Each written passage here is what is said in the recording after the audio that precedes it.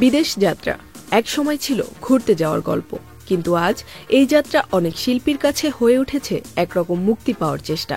সম্প্রতি অভিনেত্রী মাহিয়া মাহিকে দেখা গেছে নিউ ইয়র্কে। তার মতো আরও অনেক শিল্পী আজ দেশের বাইরে পাড়ি জমাচ্ছেন। তারা মুখে কিছু বলছেন না, তবে এই নীরবতা যেন অনেক প্রশ্নের জবাব।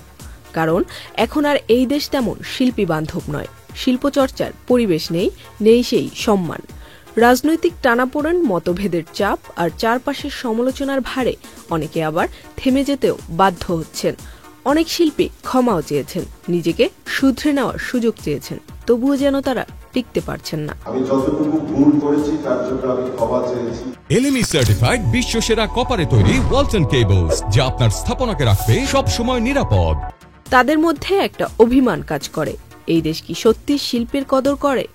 তাই আজ শিল্পীরাই বলছেন, আমরা চাই এমন একটা বাংলাদেশ যেখানে আমরা রাজনীতি নয়, শিল্প নিয়ে বাঁচতে পারি, যেখানে একটি শুটিং স্পট, একটি মঞ্চ, একটি সেট নিরাপদ ও সম্মানজনক হবে।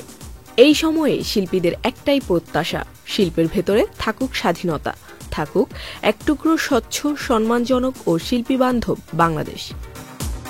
Zerin Sumi, channel I.